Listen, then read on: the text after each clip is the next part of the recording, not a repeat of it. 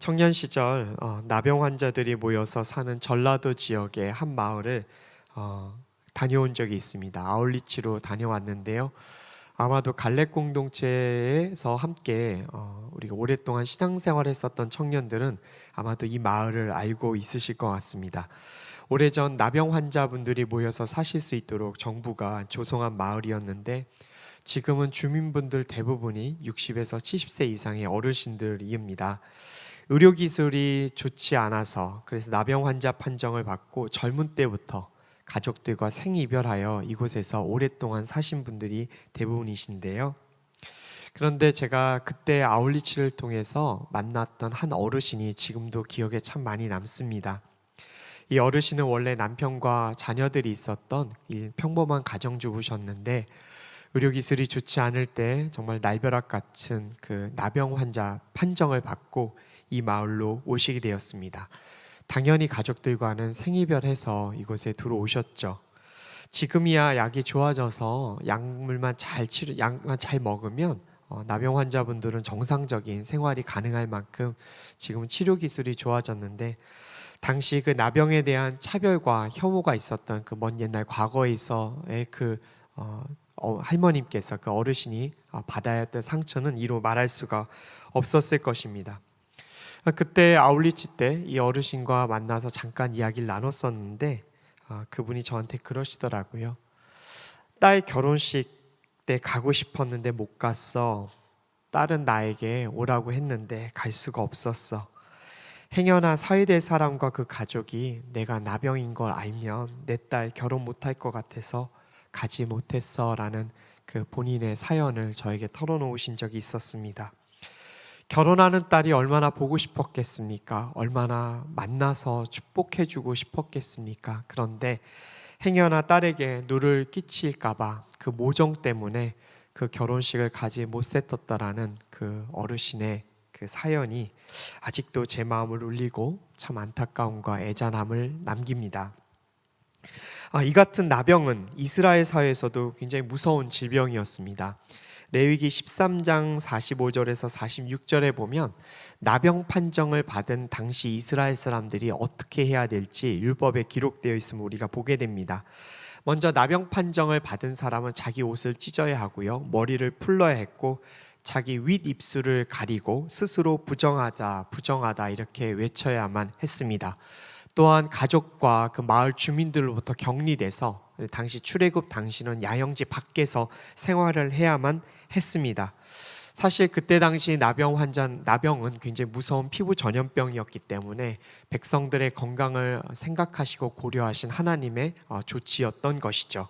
하지만 당시 이스라엘 사람들은 나병 환자들을 죄인 취급했고 나병 환자들은 사회로부터 격리되어서 정말로 열악한 환경과 또 경제적인 어려움을 겪고 살아야만 했습니다. 한마디로 이스라엘 사회에서 나병 환자가 됐다라는 것은 죄인이요 또 비참한 삶을 살 수밖에 없는 그런 운명으로 전락했다라는 것을 의미합니다. 자, 그런데 이렇게 비참한 나병 환자의 삶을 살고 있었던 10명이 오늘 말씀을 보면 예수님과 만나는 장면이 나옵니다. 오늘 본문 11절에서 13절까지 말씀을 자막을 보면서 저와 함께 읽도록 하겠습니다. 제가 읽도록 하겠습니다. 예수께서 예루살렘으로 가시는 길에 사마리아와 갈릴리 사이로 지나가시게 됐습니다. 예수께서 한 마을에 들어가시다가 10명의 나병 환자를 만나셨습니다. 그들이 멀찍이 서서 큰 소리로 외쳤습니다. 예수 선생님, 저희를 불쌍히 여겨 주십시오. 생명의 근원이시며 치료자이신 예수님, 성경의 수많은 환자들과 그 가족들은 예수님이 생명의 주관자이시고 치료자이시라는 것을 분명히 알았습니다. 그래서 그들이 어떻게 했죠? 정말로 그분께 다가가고자 발버둥 쳤습니다. 중풍병 걸린 자기의 친구를 회복시키기 위해서 그 4명의 친구들은 어떻게 했습니까? 정말 그 중풍병 걸린 그 친구를 지붕 위에 올려서 남의 집 지붕을 뜯어가면서까지 그 자신의 친구를 예수님 앞에 보이고자 노력했습니다. 혈루병 걸린 여인은 어떻습니까? 정말로 부정한 여인이었지만 예수님의 옷자락 하나라도 붙들기 위해서 수많은 청중을 뚫고 들어가 예수님의 옷자락을 만지고 예수님의 그 능력의 치유의 좀 경험을, 치유의 기적을 맛보았습니다. 여리고성 앞에 앉아 있었던 맹인은 또 어떻습니까? 예수님께서 지나가신다라는 이야기를 듣자마자 그는 이렇게 외쳤죠. 다윗의 자손이여 나를 불쌍히 여겨 주시옵소서. 수많은 청중들이 조용히 하라고 아마 했을 것입니다. 정말로 말 조용히 하고 그냥 그 자리에 앉아 있으라고 이야기했었을 것입니다. 그러나 그 맹인이었던 청년은 예수님이라는 소리를 듣자마자 그 예수님께 다가가기 위해서 최선의 노력을 다한 것을 우리는 알 수 있습니다. 자, 그렇다면 지금 10명의 나병 환자들은 또 어떤 마음이었을까요? 아마 이런 생각을 했을 것 같아요. 저분 앞에 가서 저분의 옷자락만 만질 수 있다면 이제 사랑하는 가족에게 돌아갈 수 있고 또 느낌도 없이 정말 뚝뚝 떨어져 나가는 정말 피투성이 내 피부를 보지 않아도 될 것이고, 그리고 나도 남들처럼 성전에 가서 마음껏 찬양할 수 있을 텐데 어쩌면 이 간절한 마음 때문에 정말 마음이 불붙듯하고 정말로 주님 앞에 다가고자 노력하고 싶었을 것입니다. 자, 그런데 상황이 어떤가? 다가가고 싶지만 다가갈 수가 없었습니다. 왜요? 예수님을 둘러싸고 있는 수많은 청중들, 그리고 당시에 엄격하게 적용되었던 율법 때문에 부정한 자로서 예수님께 다가갈 수가 없었지요. 그런데 그들은 용기를 냈습니다. 어떻게 했을까요? 바로 예수님을 둘러싼 청중들을 무서워하지 않고 정말 그 예수님 앞에서 예수님, 저희를 불쌍히 여겨 주십시오. 예수님, 저희를 불쌍히 여겨 주십시오. 예수님, 저희를 불쌍히 여겨 주십시오라고 그렇게 외쳤습니다. 아마 수십 번, 수백 번 외쳤을 거예요. 정말 인파 가운데 묻혀있는 예수님께서 자신들을 돌아볼 수만 있다라면 그 간절한 마음에 그렇게 외쳤습니다. 자, 분명 예수님 주변에 많은 사람들이 정말 분노의 눈빛으로 저 부정한 자들이 왜 저렇게 시끄럽게 하지라고 주의를 주면서 그들에게 눈짓으로 정말 입을 다물라라고 말했던 사람도 있었을 것이고, 또 굉장히 마음이 어려워서 정말 그들의 소리를 예수님이 듣지 않았으면 하는 사람들도 있었을 것입니다. 하지만 여러분, 간절한 자는 외치게 되어 있습니다. 부르짖게 되어 있습니다. 간절하면 체면 차리지 않습니다. 저는 이런 영성이 여러분들 안에 있기를 원합니다.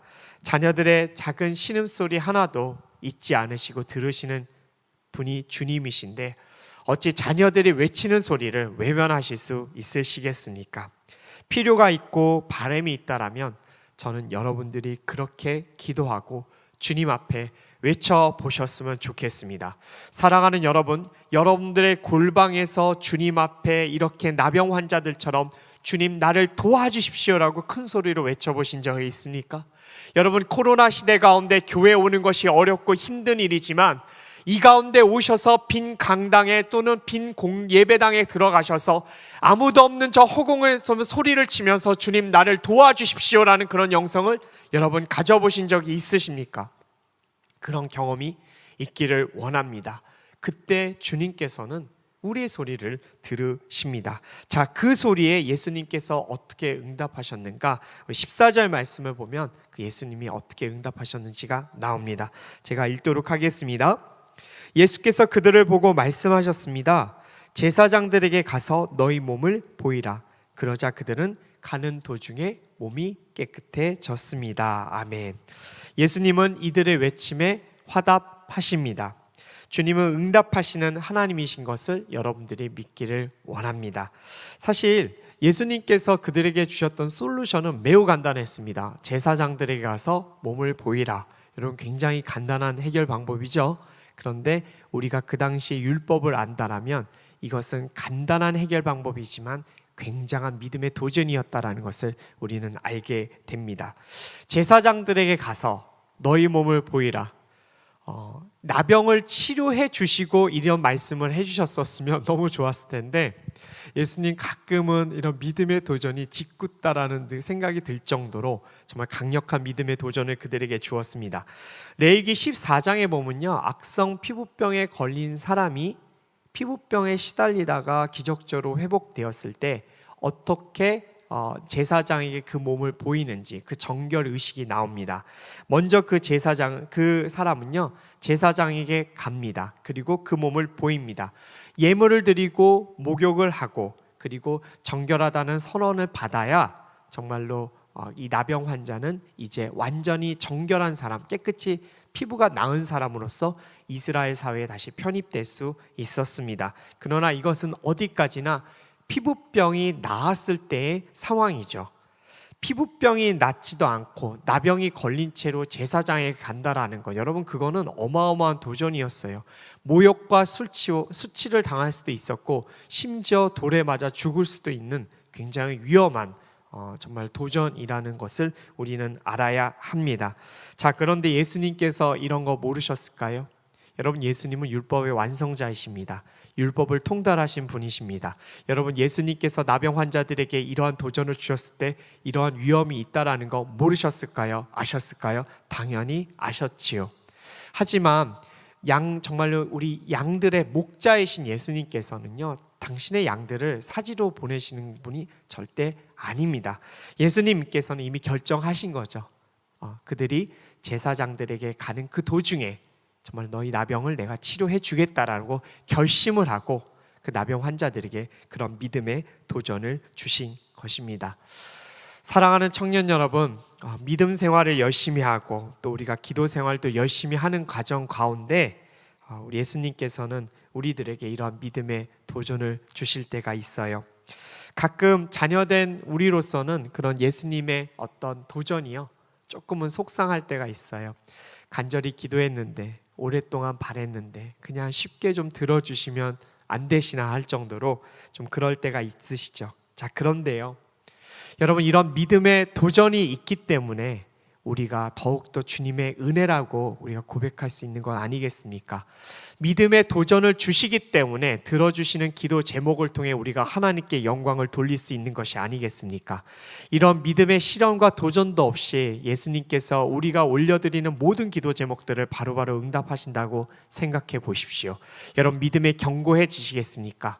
그 믿음이 정말 견고한 반석 위에 설 수 있겠습니까? 오히려 방종하고 나태해질 수밖에 없는 것이 우리 인간의 본성임을 아시기 때문에 우리 예수님께서는 때때로 이런 믿음의 도전을 통해서 우리의 믿음을 시험하신 것 같습니다. 하지만 시험하시는 것이 아니라 우리의 믿음을 더욱더 견고하게 그리고 정말로 선물을 주시는 분이 바로 하나님이라는 사실을 깨닫게 하기 위해서 이런 믿음의 시련을 주심을 우리가 마음으로 고백했으면 좋겠습니다.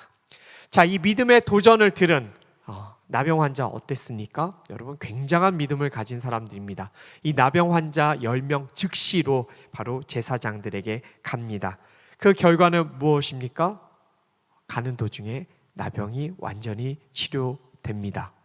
가는 도중에 동료들의 같이 함께 그 제사장들이 가고 있는 그 옆에 있는 동료들을 얼굴을 보는 순간 너무 깜짝 놀랐을 거예요. 피고름이 흐르던 그 얼굴에 정말 그것이 아무렇지 않았던 깨끗한 피부로 변해지고 정말 아기 피부처럼 정말 고운 피부를 보는 순간 너무 깜짝 놀랐을 거예요. 아마도 제 생각에는요 나병 환자 10명 모두 그 자리에서 모든 옷을 다 벗었을 거예요. 얼굴만 나은 거 아니겠지? 등은 어떨까? 배는 어떨까? 다리는 어떨까?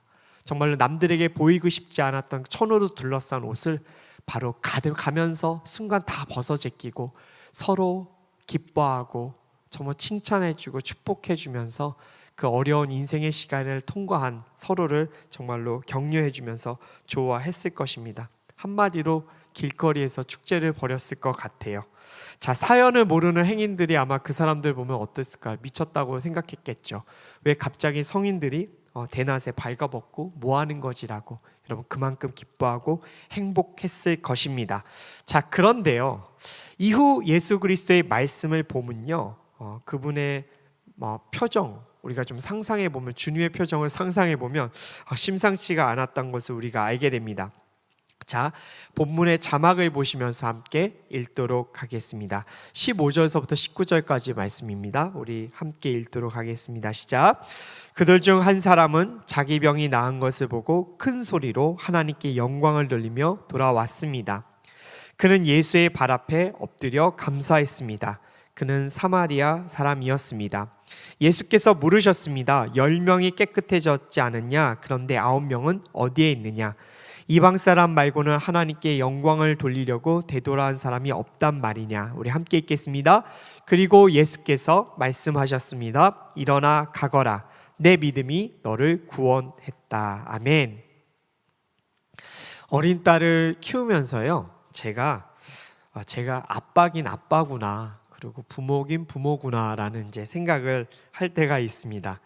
언제 특별히 그러는가? 저의 경우는 애가 아플 때 제가 아빠구나, 내가 부모긴 부모구나라는 그 생각을 갖게 됩니다.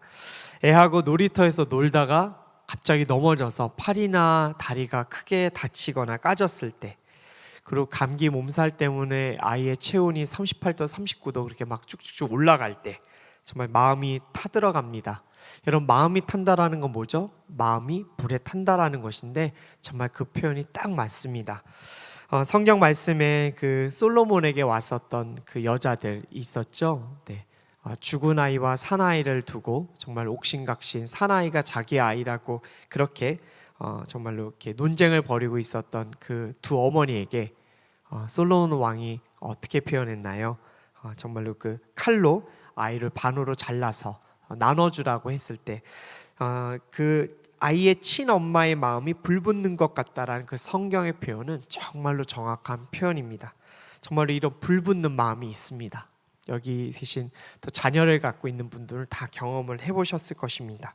자, 그런데 이런 불붙는 마음이 있기 때문에 자녀들에게 아낌없는 사랑을 주는 것이 또 부모입니다. 먹이고 입히고 교육시키고, 그리고 노후도 생각하지 않고 딸과 아들의 결혼식을 치르기 위해서 엄청난 재정을 정말로 희생을 하지요. 하지만 부모가 그렇게 눈물겨운 희생을 한다고 해서 사실 자식에게 감사하다라는 말을 들으려고 하는 부모는 또 한 사람도 없을 것입니다. 저도 제 아이에게 뭐든지 다 주고 정말 뭐든지 다 희생해 주지만 아이에게 감사하다는 말을 듣고 싶어서 희생하는 경우는 단 한 건도 없습니다.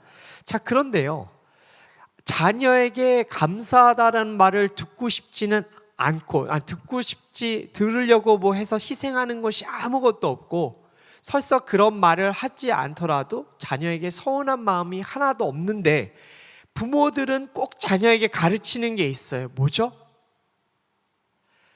좋은 것을 받았을 때, 좋은 것을 선물 받았을 때, 남들에게 어떤 친절과 호의를 받았을 때 반드시 뭐라고 가르치죠? 감사하다라는 말을 해야지라고 가르칩니다. 여러분, 이 감사하다는 말, 정말로 자녀 양육을 하면서 반드시 부모가 가르치는 것입니다. 왜일까요?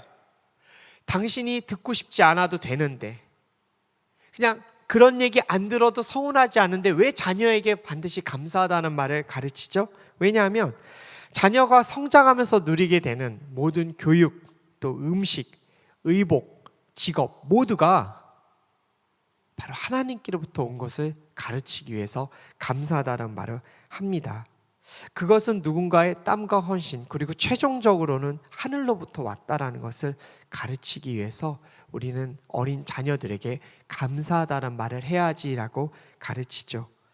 저도요, 평소에 이 감사하다는 말을 가르치려고 꽤 애를 씁니다. 만약에 애가 정말 어린 자녀가 친척분들이나 또 가족분들에게 어떤 선물을 받았는데 멀뚱멀뚱 이렇게 쳐다보고 있으면 바로 가르쳐요. 감사하다는 말을 해야지. 그리고 저녁 때는 꼭 애하고 바로 둘러 앉아가지고 이야기합니다. 왜 감사해야 되는 줄 아는가? 너가 받은 모든 것이 하나님께로부터 왔다라고 인정해야 되기 때문에 네가 감사해야 되라고 어린 자녀이지만 그렇게 가르칩니다. 사랑하는 우리 청년 여러분, 코로나19로 되게 어려운 시간을 보내고 있죠. 네. 청년들 중에 이런 사연도 읽은 적이 있어요. 그 코로나 전에 정말로 높은 임대료를 감수하고 학원을 계약하고 또 학원을 차려서 운영하려고 했는데 코로나19로 말미암아 정말 학원 수강생이 한 명도 없고, 그리고 높은 임대료를 감당할 수가 없어서 몇 개월 만에 폐업을 했다라는 그런 청년들의 소식도 들었습니다. 정말로 마음이 너무 아프죠. 너무나 힘들죠. 자, 그런데 이런 코로나 상황이지만 그래도 우리가 감사를 놓치지 않았으면 좋겠습니다.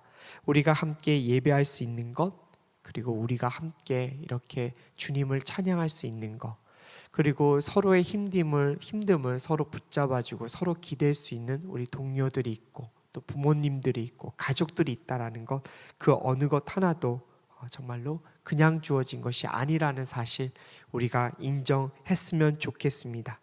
자, 예수님도요, 이 감사에 대해서 굉장히 중요하게 생각하신 것 같아요. 예수님은 이 사실 이들에게 감사하다는 말을 하기 위해서, 감사하다는 말을 듣고자 치유하신 것은 결코 아니세요. 그런 말 듣고 싶은 마음 결단코 없으셨을 거예요. 자, 그런데요, 그분도 그 나병 환자들에게 감사의 중요성을 이야기하셨어요. 자, 나병 환자 10명 중에 단 한 명이 돌아왔을 때 뭐라고 그랬냐면 나머지 9명은 어디 있느냐라고 이야기하셨어요.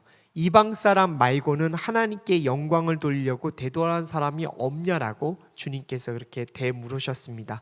자, 그분의 말씀 안에는 안타까움이 있어요. 왜 그렇죠? 그토록 유대인들이 멸시했던 사마리아인은 바로 예수님께 감사하다라고 말씀드리고 하나님께 영광을 돌리려고 왔는데, 예수님의 동족인 유대인들은 정말 하나님께 선택받은 그 민족이라고 자부했던 그들 중에 9명은 돌아오지 않았기 때문이죠. 예수님 굉장히 비통하셨을 것입니다. 그리고 여러분, 우리는 이것을 통해서 두 가지를 알아야 합니다. 무엇인가? 첫째는 감사는요, 하나님께 영광을 돌리는 일이라는 것을 알아야 합니다. 18절 말씀에서 예수님은 감사를 드리기 위해 다시 찾아온 사마리아 사람을 보면서 뭐라고 얘기하셨는가? 하나님께 영광을 돌리려고 되돌아온 사람이라고 이렇게 표현을 하셨습니다. 청년 여러분, 많은 사람들이 하나님께 기도를 하고 자신의 그 간절한 소원을 이루어 주시기만 한다면 하나님께 영광 올리겠다라고 말하며 주님께 많은 기도를 올려드립니다. 심지어 소원까지도 하죠. 이 소원을 들어주시면 내가 이러하겠다라고요. 실제 사무엘 선지자를 낳은 한나는 하나님께 간절히 기도하고 아들을 주시면 그 아들을 바치겠다라고 소원을 올렸습니다. 그리고 정작 또 한나는 아들을 낳고 실제 사무엘을 바쳤고 또 하나님께도 영광을 올려드렸습니다. 자, 그런데 수많은 사람들이 하나님께 영광 올리겠다라고 기도한 이후에 하나님께 실제 그렇게 하지 못할 때가 참 많습니다. 정말 감사를 놓치는 바람에 주님께 영광을 올려드리는 것을 놓칠 때가 있는 것이지요. 저는 여러분, 이렇게 감사의 중요성을 꼭 깨달아 알았으면 좋겠습니다. 여러분, 하나님께 영광을 올린다라는 것은 정말로 큰 일이고 귀한 일인데 그 방법은 어렵지 않습니다. 하나님이 원하셨던 것, 예수님께서 원하셨던 것은 바로 그 감사의 태도입니다. 여러분, 하나님께 영광 올리고 싶으십니까? 감사의 태도를 갖기를 원합니다. 여러분들이 감사의 태도를 갖고 주님께서 주신 것에 정말 하늘을 우러러보며 주님, 제게 이것을 허락하신 주님 감사합니다, 고맙습니다라고 그 말하는 것, 그거 하나만으로도 하나님께서는 영광을 받으시는 것입니다. 전 여기 계신 모든 분들이 바로 하나님께서 들어주신 기도 제목을 기억하며 하늘을 우러보며 하나님께 감사의 태도를 잊지 않기를 원합니다.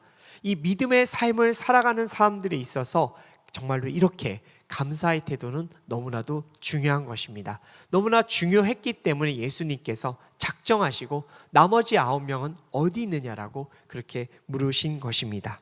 전 여러분들이 이렇게 감사의 제목을 늘 올려드리고 감사의 태도를 지켜가셨으면 좋겠습니다. 자, 두 번째는요, 감사는 믿음의 완성입니다.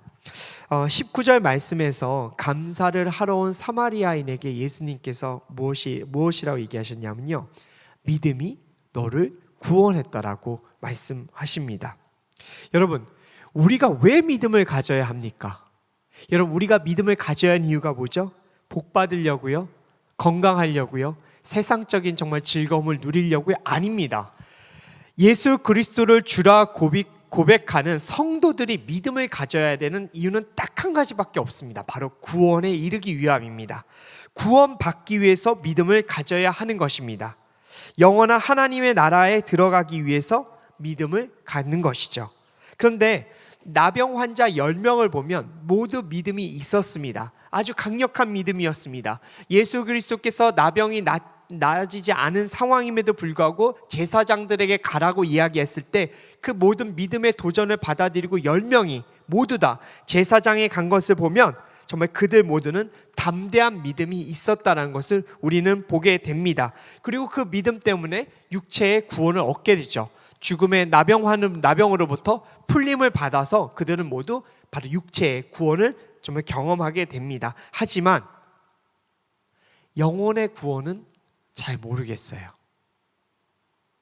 그들이 나중에 어떻게 되었을지 모르겠지만 오늘의 말씀만으로 보자면 예수님께 다시 한번 감사하러 온 사마리아인에게만 예수님께서는 바로 너가 믿음으로 정말 구원을 받았다라고 이렇게 선언하셨습니다. 10명 모두가 들은 것이 아닙니다. 단 한 명만 예수님께로부터 이 구원받았다라는 이 정말로 말씀을 듣게 됩니다. 사랑하는 여러분, 감사는 힘들지 않습니다. 또 어렵지 않아요. 굉장히 쉽죠. 그냥 진정한 마음을 담아서 한마디만 하면 됩니다. 그리고 때로는 고개를 숙이고 진심으로 표현하면 되는 것입니다. 마치 구원처럼요. 여러분, 우리가 구원을 어떻게 받았나요? 노력해서 받았나요? 우리가 애써서 받았나요? 아니에요. 그냥 예수님을 믿음으로 받아들이는 것만으로도 우리는 구원에 이르게 된 것입니다.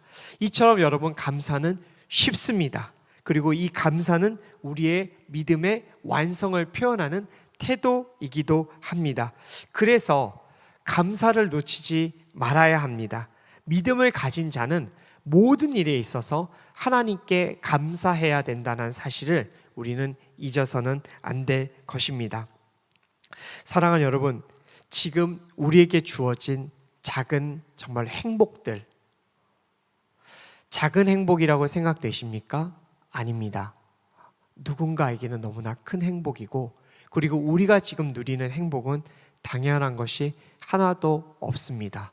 누군가의 희생, 누군가의 눈물, 누군가의 기도로부터 얻어진 것이고, 최종적으로는 하나님께서 우리를 사랑하셔서 우리들에게 주어진 것입니다. 사랑하는 여러분, 감사합시다. 추수감사주일인데 우리가 정말로 하나님 앞에 감사의 제목들을 적어가며 하나님 앞에 기도할 때 주님께서는 우리들에게 주신 그 복을 더욱더 기뻐하시고 우리의 삶 속에 더 큰 아름다움과 즐거움을 허락하시게 될 줄 믿습니다. 최근에 아들을 출산하면서 출산하는 동시에 그 동안에 지나왔었던 좀 시간을 이렇게 반추를 해보았습니다. 사실 자녀를 갖게 되고 출산하기까지 좀 더 행복한 마음, 기쁜 마음을 가졌어야 했는데 저의 경우는 그렇지 못했습니다. 많이 불안했습니다. 아내가 또 나이도 많고 또 이 출산의 과정이 혹시라도 어렵지 않을까 해서요. 그래서 저는 아내가 아이를 갖고 있는 그 시간 모두가 저에게는 굉장히 늘 긴장 상태였습니다. 먹지도 못하고 제대로 쉬지도 못하는 아내 보면서 정말 불안함에 많이 떨었는데요. 이렇게 안전하게 출산을 하고 나서 되돌아보니까 하나님 앞에 감사의 기도를 제대로 못 올렸다는 것을 좀 느끼게 됩니다. 가장 중요하고 가장 큰 생명을 주셨는데 그것조차 잊고 일상의 바쁜 가운데 살아가는 제 자신을 보면서 나는 진정으로 예수님께 감사하는 인생을 살아가고 있는지 다시 한번 오늘의 본문 말씀을 통해서 정말로 저 자신을 돌아봅니다. 추수감사주일날 정말로 우리가 감사했으면 좋겠습니다. 이제 사회적 거리두기가 1단계로 하향 조정되면서 우리가 다시 한번 예배를 이 예배당 안에서 드릴 수 있게 됩니다. 사랑하는 여러분, 감사합시다. 이것에 또한 감사합시다. 그리고 예배하며 즐거워하며 주님께 마음껏 찬양할 수 있는 그 복을 누리고 이 기쁨을 해서 우리 모두가 다시 한번 감사 예배를 올려드렸으면 좋겠습니다. 감사를 잊지 않는 우리 갈렙 청년부 되길 원합니다.